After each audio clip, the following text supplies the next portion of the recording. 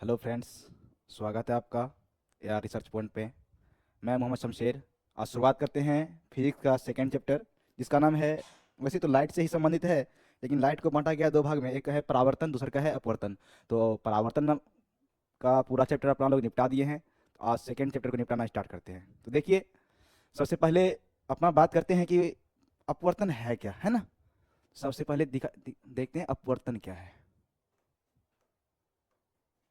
अपवर्तन, रिफ्रैक्शन।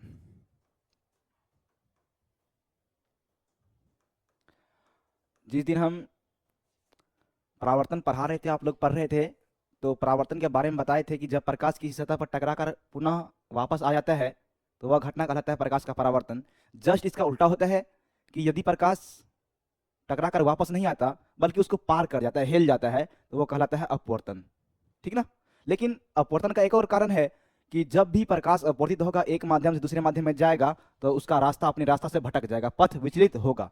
मतलब सिंपली परिभाषा कह सकते हैं कि यदि प्रकाश एक माध्यम से दूसरे माध्यम में जाता है, तो वह अपने रास्ता से भटक जाता है, पथ विचलित हो जाता है। यह घटना ही प्रकाश का अपवर्तन कहलाता है। लेकिन अपवर्तन, जिस तरह से परावर्तन का दो गो नियम था, उसी तरह से अपवर्तन का भी दो गो नियम है। और अपवर्तन का नियम पढ़ने से पहले अपन लोग देखते हैं कि अपवर्तन का शर्त क्या है। दो गो अपवर्तन का शर्त है, देखते हैं अपवर्तन का शर्त क्या होता है। शर्त,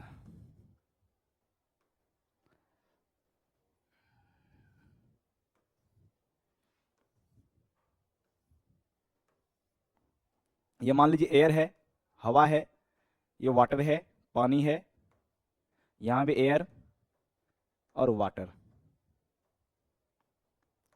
और एयर और वाटर में सघन कौन है, विरल कौन है। तो सघन और विरल में बच्चा सब बहुत ज्यादा कंफ्यूज होता है, आप लोग भी कंफ्यूज होते होंगे। तो जिसमें अपना लोग, जैसे कि हवा है, बढ़िया से हाथ चला सकते हैं, और पानी में हवा की तुलना में हाथ बढ़िया से नहीं चल सकता है। तो जहां बढ़िया से हाथ चला सकते हैं, वह हुआ विरल, और जहां बढ़िया से हाथ नहीं चला सकते हैं, उसकी तुलना में वह हुआ सघन। जैसे कि हवा और पानी का बात करें, तो हवा में आसानी से हाथ घुमा सकते हैं, हाथ फेर सकते हैं, और पानी में हवा की तुलना में हाथ बढ़िया से नहीं चला सकते हैं। तो हवा और पानी में विरल हुआ हवा, और सघन हुआ सघन। मतलब होता है घनापन, बस सिंपल। सघन मतलब कोई चीज का घनापन को ही उसका सघनता कहते हैं। तो हवा और पानी में सघन कौन होगा, पानी होगा सघन, और हवा होगा विरल। ठीक इसी प्रकार, पानी और कांच में ऐसा नहीं है कि हमेशा सघन रहेगा वाटर है, ऐसा फिक्स नहीं है। पानी और कांच में हाथ किसी में बढ़िया से चलाते हैं, पानी और कांच की तुलना में बढ़िया से हाथ कांच में चलेगा, बढ़िया, सॉरी कांच में नहीं यार, पानी में चलेगा बढ़िया से हाथ, किसकी तुलना में, कांच की तुलना में। तो सघन कौन हुआ, कांच, विरल कौन हुआ, पानी। ठीक ना, याद रहेगा। तो कंडीशन है, जब प्रकाश विरल से सघन में जाएगा, जब प्रकाश विरल से सघन में जाएगा, तो कंडीशन बताए थे, अपवर्तन का एक ही नियम है कि जब प्रकाश एक माध्यम से दूसरे माध्यम में जाएगा, तो उसका किरण पथ मुड़ जाएगा। मतलब जैसे हम प्रकाश भेज रहे थे, जाना चाहिए था सीधा, सीधा नहीं गया, इधर मुड़ गया, सीधा नहीं गया, इधर मुड़ गया। ठीक है ना। यार यार यार,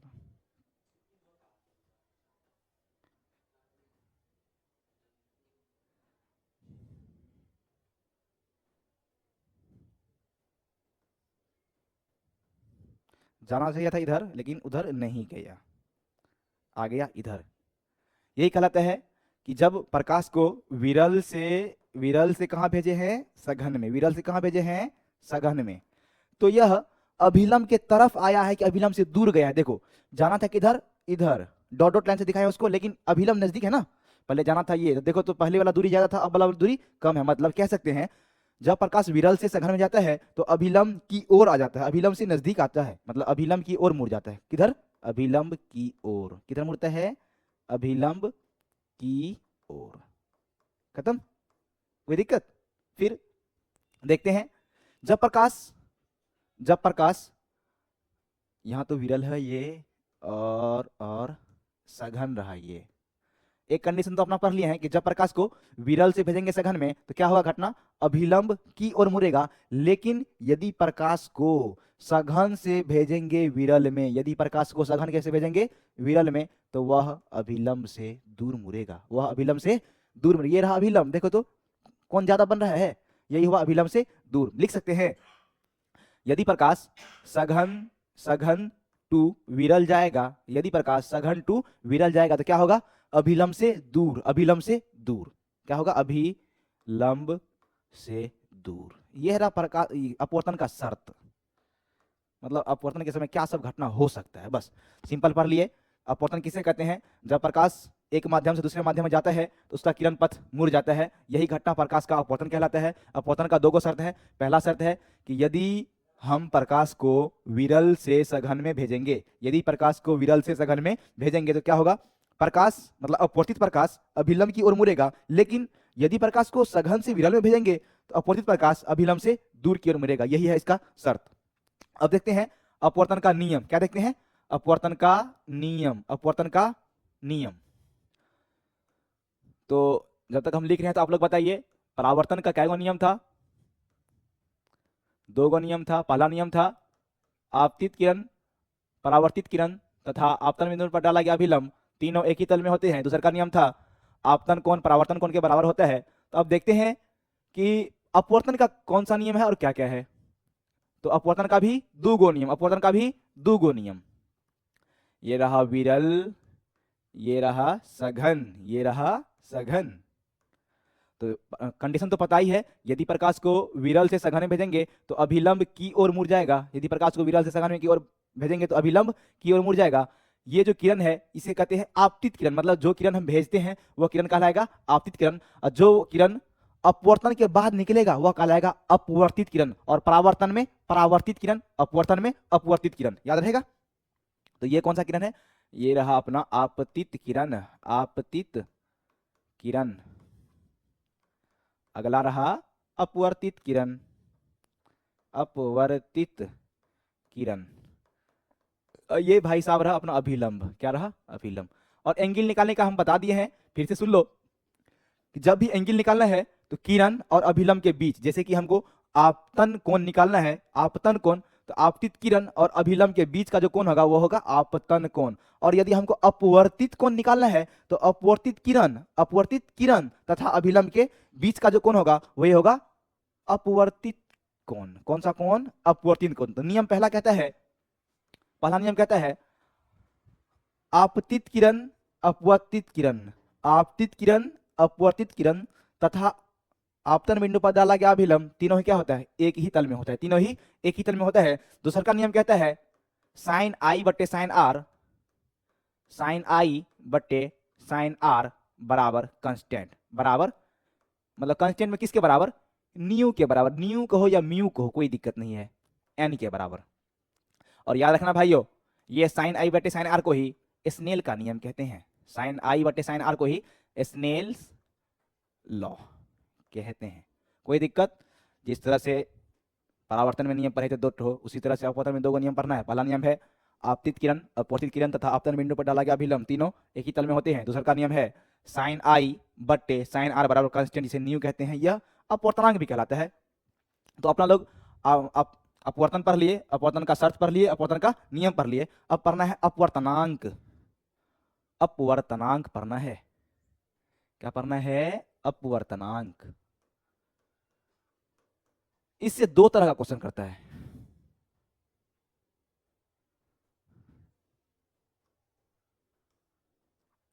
पहला पूछेगा कि कोई दे लेगा ऑप्शन हवा, पानी, मिट्टी, कांच। क्वेश्चन देख लिया, कांच, हवा, पानी, मिट्टी और कांच। तो पूछेगा क्वेश्चन इसमें से किसका अपवर्तनांक ज्यादा है? इसमें से किसका अपवर्तनांक ज्यादा है? तो सबसे पहले भाई अपने को समझना पड़ेगा कि अपवर्तनांक है क्या।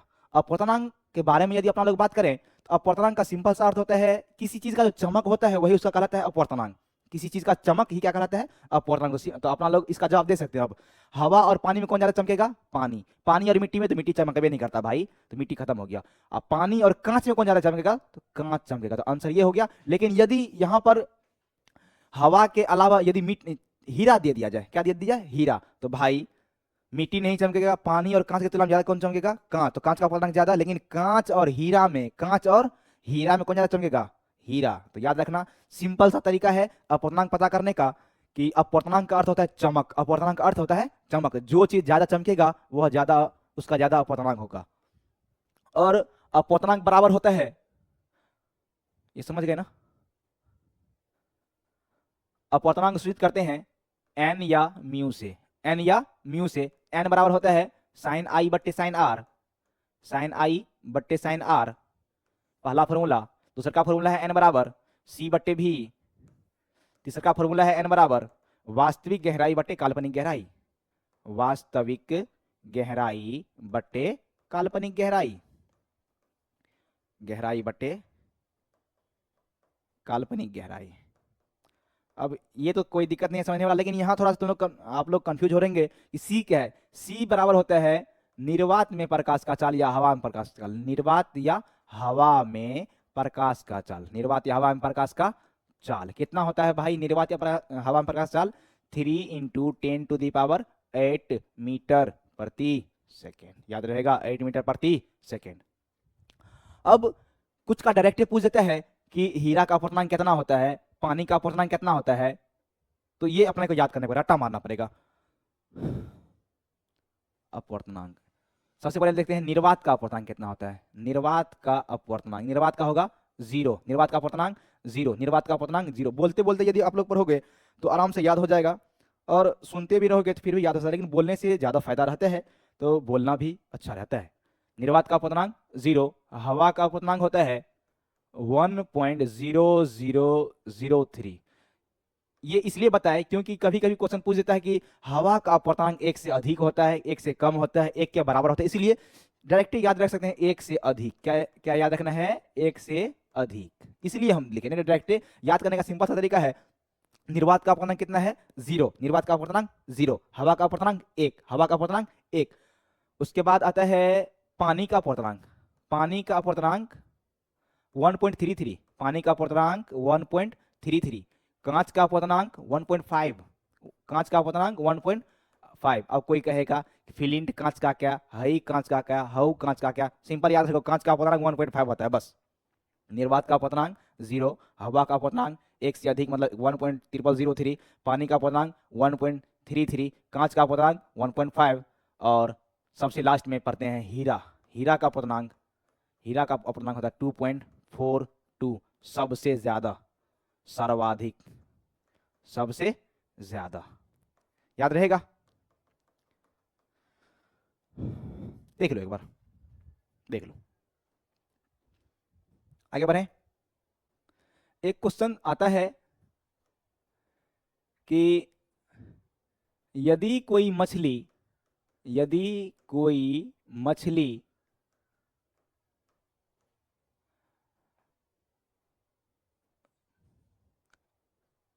की यदि कोई मछली की वास्तविक गहराई, यदि कोई मछली की वास्तविक गहराई 30 मीटर है, कितना मीटर है 30 मीटर है, तो वह कितनी गहराई पर दिखाई देगा, तो वह कितनी गहराई पर दिखाई देगा। मतलब वो रियल में है 30 मीटर नीचे, तो दिखाई कितना मीटर दिखाई देगा, कितना, तो कितनी गहराई पर दिखेगा। तो एगो अभी तुरंत जस्ट फॉर्मूला बताए हैं, एन बराबर होता है वास्तविक गहराई बट्टे आभासी गहराई या काल्पनिक गहराई, वास्तविक गहराई बट्टे काल्पनिक गहराई, वास्तविक गहराई बट्टे काल्पनिक गहराई, वास्तविक गहराई बट्टे काल्पनिक। अच्छा मछली कहाँ पाया जाएगा, मिट्टी पर है ना, मछली कहाँ पाया जाएगा, मिट्टी पर नहीं, पानी में। तो पानी का अपवर्तनांक कितना होता है, अभी जस्ट बताए हैं भाई, पानी का अपवर्तनांक, पानी का अपवर्तनांक, पानी का अपवर्तनांक होता है 1.33, लिख सकते हैं 1.33 बराबर 30 बट्टे काल्पनिक गहराई, काल्पनिक गहराई। तो काल्पनिक गहराई कितना होगा, काल्पनिक गहराई बराबर होगा 30 बट्टे 1.33, 30 बट्टे 1.33। चाहो तो नोट्स कर सकते हो फटाक से, जल्दी या स्क्रीनशॉट ले लो। एक और क्वेश्चन लेते हैं कि कांच का अपवर्तनांक, कांच का अपवर्तनांक, अपवर्तनांक ज्ञात करें, कांच का अपवर्तनांक ज्ञात करें। तो n हमको निकाल, तो कांच में वेग कितना होता है प्रकाश का? कांच में प्रकाश का चाल कितना होता है? प्रकाश का चाल बराबर होता है 2 × 10⁸ मीटर प्रति सेकेंड। और c का मान तो पता ही होगा, 3 × 10⁸ मीटर प्रति सेकेंड। तो n बराबर होगा c/v। तो n बराबर c का मान कितना? 3 × 10⁸ मीटर प्रति सेकेंड बट्टे 2 × 10⁸ मीटर पर सेकेंड। ये से ये गया, बच गया n बराबर 3/2। भागा देंगे कितने अपने को आएगा? 1.5। तो कह सकते हैं कांच का अपवर्तनांक कितना होता है? 1.5। अपना बताए भी हैं वहां पर। ठीक है, अगला चीज पढ़ते हैं अपवर्तनांक का प्रकार। अपवर्तनांक दो प्रकार का होता है।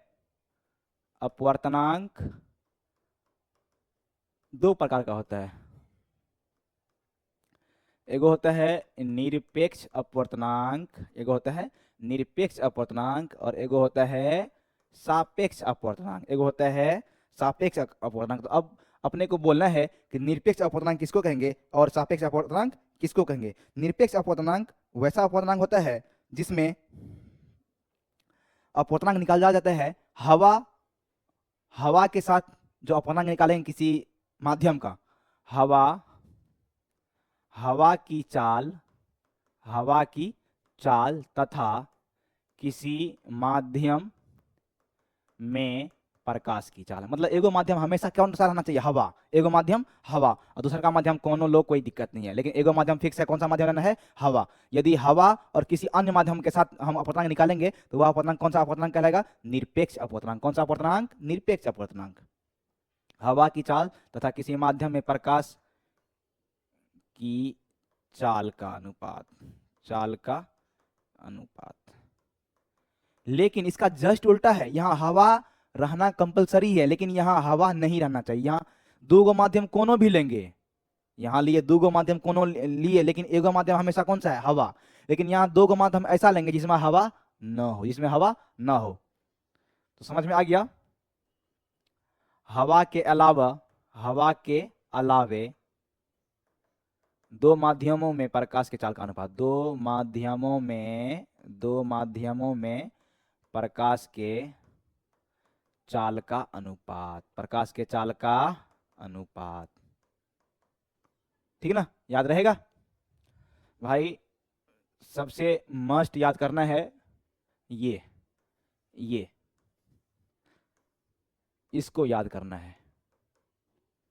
अपवर्तनांक का सिंपल सा अर्थ होता है चमक। अपवर्तनांक का सिंपल सा अर्थ होता है चमक। किसी वस्तु के चमक को ही हम अपवर्तनांक कहते हैं। जो जिसका चमक जितना ज्यादा उसका अपवर्तनांक उतना ज्यादा। इसको बहुत ज्यादा याद करना है, मतलब बढ़िया से। तो आगे बढ़ते हैं अपना लोग।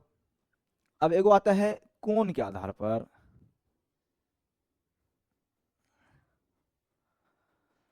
जैसे कि क्रांतिक कोण हो गया। क्रांतिक कोण क्या है? क्रांतिक कोण एगो होता है पूर्ण आंतरिक परावर्तन। ये देखते हैं क्या है पूर्ण आंतरिक परावर्तन किसे कहते हैं और पूर्ण क्रांतिक कोण किसे कहते हैं, देख लेते हैं।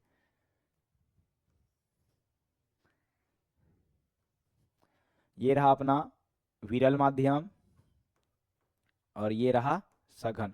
तो एक क्वेश्चन आप लोगों से कि जब प्रकाश विरल से सघन में जाएगा तो क्या होगा, और जब प्रकाश सघन से विरल में जाएगा तब क्या होगा? ठीक ना? जल्दी बताइए आप लोग। विरल से सघन, सघन से विरल। तो आप लोग सही बोल रहे होंगे कि जब प्रकाश विरल से सघन में जाता है तो वह अपवर्तित होकर अभिलंब की ओर मुड़ जाता है, लेकिन जब प्रकाश सघन से विरल में जाता है तो वह अपवर्तित होकर अभिलंब से दूर मुड़ जाता है। तो देखते हैं, हम प्रकाश को भेज रहे हैं सघन से विरल में। कहां भेज रहे हैं प्रकाश को? सघन से विरल में। इधर मुड़ जाएगा अभिलंब से दूर। ठीक है ना? ये रहा इसका आई, ये रहा इसका आर। ठीक है?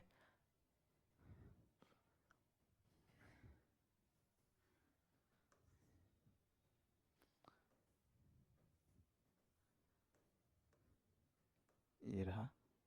मतलब जैसे ही हम आई का मान बढ़ाएंगे, याद रखना,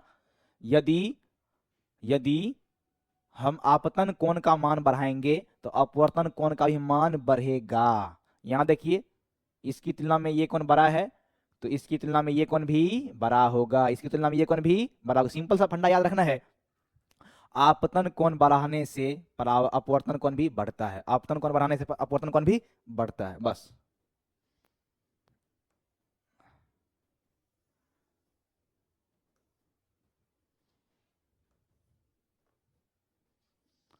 अब समझाते हैं हुआ क्या। पहला प्रकाश हम भेजे हैं तो ये क्या हुआ, अपवर्तित होकर मुड़ गया। दूसरा का प्रकाश भेजे हैं तो आई जैसे बढ़ाई, इसका भी आई बढ़ेगा, इसका आर भी बढ़ेगा, लेकिन ये इसका जो कोण बन गया है, अपवर्तन कोण का मान 90 डिग्री हो गया। कितना डिग्री, 90 डिग्री हुआ।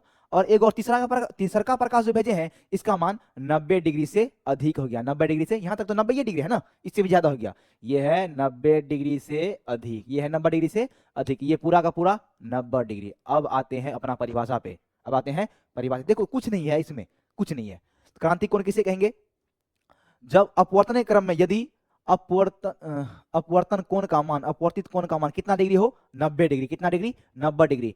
यदि अपवर्तित कोण का मान 90 डिग्री हो, क्या कहलाएगा, क्रांतिक कोण। क्या कहलाएगा, क्रांतिक कोण। क्या कहलाएगा, क्रांतिक कोण। क्या कहलाएगा, क्रांतिक कोण। और यदि अपवर्तित कोण का मान 90 डिग्री से अधिक हो, तो याद रखना 90 डिग्री से जैसे अधिक हुआ तो प्रकाश दूसरा माध्यम में नहीं गया है। देखो जिस माध्यम से भेजे हैं, सघन से भेजे थे तो सघने में आ गया है, सघन से भेजे सघने में आ गया है, तो यह कहलाता है पूर्ण आंतरिक परावर्तन। कौन सा कोण कहलाता है, पूर्ण। ये देखो क्योंकि यहाँ अपवर्तन हुआ ही नहीं है, अपवर्तन के लिए क्या चाहिए, प्रकाश एक माध्यम से दूसरा माध्यम में जाना चाहिए, लेकिन यहाँ प्रकाश एक माध्यम दूसरा माध्यम में नहीं गया है, इसीलिए इसे क्या कहेंगे, पूर्ण आंतरिक परावर्तन। पूर्ण आंतरिक परावर्तन। इसका कई घटना होता है, जैसे कि अपन लोग गर्मी के महीना में देखते हैं कि यदि हम रोड पर चलते हैं तो आगे में दिखता है कि पानी है, आगे में दिखता है पानी है रोड पर, लेकिन जैसे ही वहां पहुंचे तो पानी नहीं रहता। किसके कारण, पूर्ण आंतरिक परावर्तन के कारण। किसी कारण, पूर्ण आंतरिक परावर्तन के कारण। Just same condition, just same condition रेगिस्तान में भी होता है, बालू सब में, कि दूर में बालू पर दिखाई देगा कि वहां पर पानी है, लेकिन जैसे ही वहां पहुंचेंगे तो पानी नहीं रहता है। किसके कारण, पूर्ण आंतरिक परावर्तन के कारण। किसके कारण, पूर्ण आंतरिक परावर्तन के कारण। नोट करना चाहे तो कर सकते हैं आप लोग फटाक से। तब तक लाइन हो जाए क्या, एक लाइन बोल दें, याद तो आ जाए फिर बोल दें लाइन। अच्छा अगला टॉपिक अपने को पढ़ना है, अरे भाई अगला टॉपिक पढ़ना है लेंस। क्या पढ़ना है, लेंस पढ़ना है। लेंस होता है दो प्रकार का, जैसे ही दर्पण दो प्रकार का पढ़े थे उसी तरह से लेंस भी होता है दो प्रकार का। एगो होता है उत्तल लेंस, एगो होता है अवतल लेंस। कौन सा, एगो होता है उत्तल लेंस, एगो होता है अवतल लेंस।